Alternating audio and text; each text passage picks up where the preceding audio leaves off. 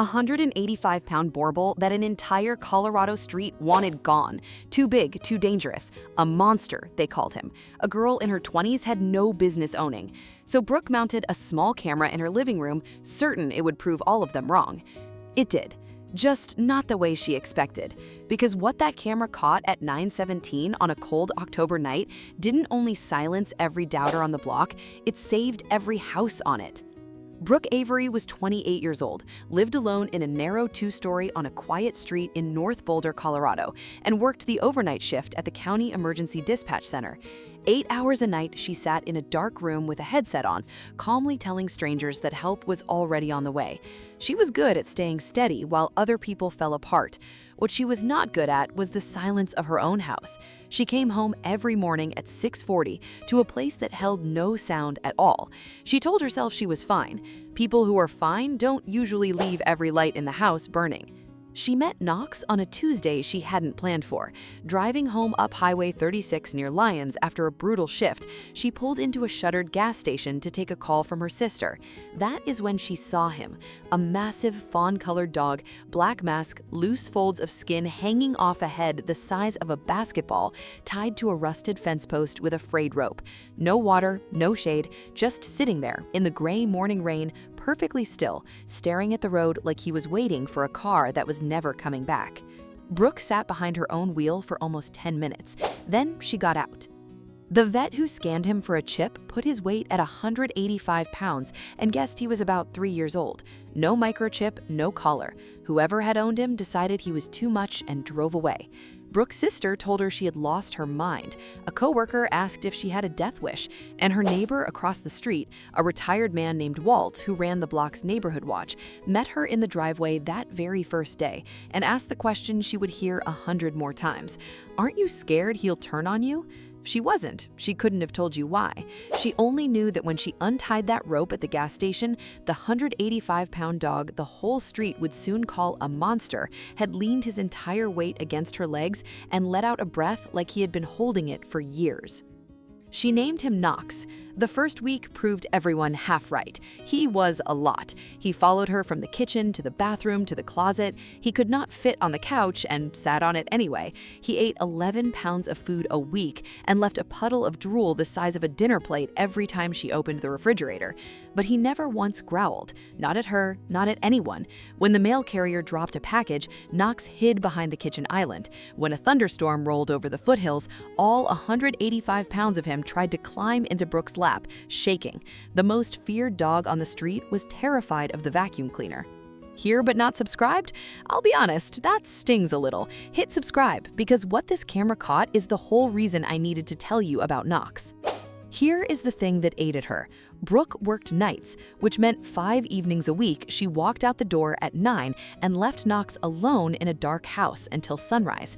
She pictured him pacing, crying, tearing the place apart out of loneliness. So after 2 weeks, she mounted a small camera in the bookshelf in the living room, pointed it at the front door, and told herself she would check it once just to ease her mind. She checked it on her first break around midnight, bracing for destruction. What she saw instead made her set her coffee down.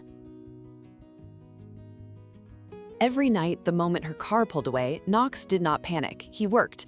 The camera showed him making the same slow circuit over and over. Front door, living room window, the back of the house, the bottom of the stairs. Then he would carry one thing to the rug by the front door and lie down facing it. Her gray hoodie, the one that smelled like her. He rested his chin on it and watched that door for hours, ears lifting at every sound, never sleeping more than a few minutes at a time. He held that post until the sky outside turned gray and her headlights finally swung into the driveway, and only then did he let himself sleep. He was not falling apart without her. He was standing guard over a house she was not even in. Brooke watched 2 weeks of footage in one sitting and cried at her dispatch desk between calls. She started sleeping better in the mornings than she had in years. The thoughts that used to keep her staring at the ceiling went quiet the second she heard Knox breathing on the floor beside her, slow and heavy, like a tide. If you have ever been judged for the one thing you could not help, you already understand him better than that whole street ever did. The neighbors still crossed to the far sidewalk when she walked him. Walt still brought up the watch group's complaint form.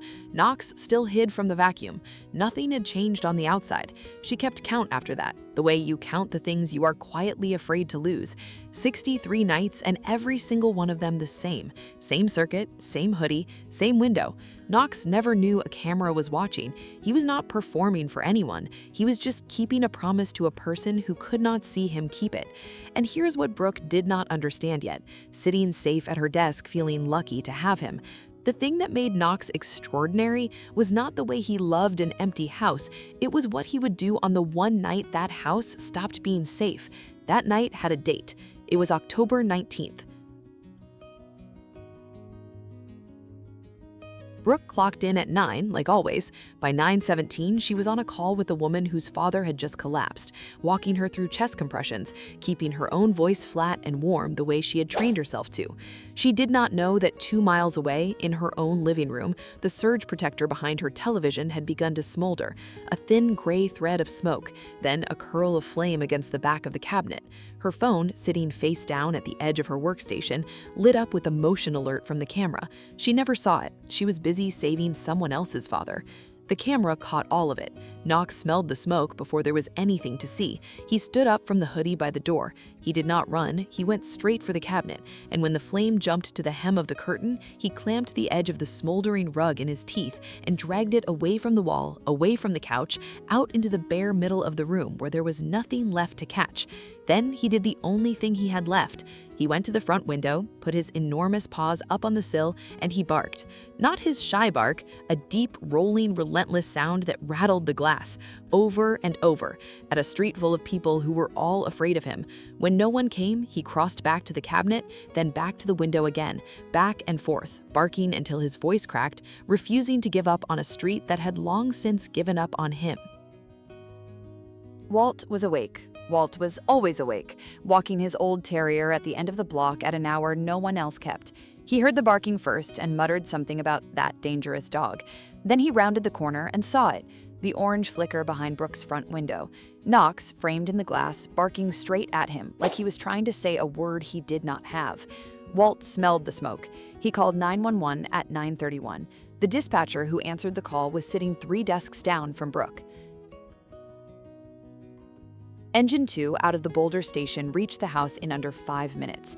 They found a contained fire that had been pulled into the open center of the room, dragged away from everything that would have turned one house fire into a row of them, because Brooke's home shared a wall with 2 others. They found a 185-pound Boerboel standing in the smoke at the front window, refusing to leave it. One firefighter said afterward he had never seen a dog do what Knox did, that most animals run and hide. If this one had hidden the way fear tells you to, he said, we would have been carrying 3 families out of 3 houses instead of hosing down one wall. The damage stayed inside a single room. Nobody was hurt. Brooke learned all of it when her supervisor pulled her off the floor and read her the address from the last call her own station had taken. She drove home with her hands shaking on the wheel and found Knox sitting in the driveway beside Walt, the 2 of them side by side like they had known each other their whole lives. That afternoon, Brooke pulled the footage and posted 30 seconds of it to the neighborhood group, the very group that still had a complaint form with Knox's name on it. By that evening, the clip had been shared past every fence on the street. Some stories are too heavy to keep behind one window. The woman who used to cross the road started leaving a bag of treats on the porch. The kids who had been told to stay back now wave at Knox from their bikes, and Walt, who once wanted him gone, sits on Brooke's steps most mornings now with a coffee, one hand resting on the head of the dog he used to call Dangerous. He kept the complaint form folded in a kitchen drawer. He keeps it, he told Brooke once, so he never forgets how wrong a man can be about something just because it is big. Today, Knox still hides from the vacuum. He still cannot fit on the couch and still sits on it anyway. He still carries Brooke's gray hoodie to the rug by the door every night she leaves, and he still stands at that window until her headlights come back up the street. The camera is still on the bookshelf. She does not check it out of worry anymore. She checks it because watching a 185-pound dog guard an empty house for the one person he loves is the most honest thing she has ever seen. Because sometimes the thing the whole world points at and calls dangerous is the only one in the room standing between you and the dark. We are so quick to fear the size of a thing that we never stop to ask about the shape of its heart. Knox was never a monster. He was a promise nobody had bothered to keep until one tired woman pulled into an empty gas station at dawn and decided to stop.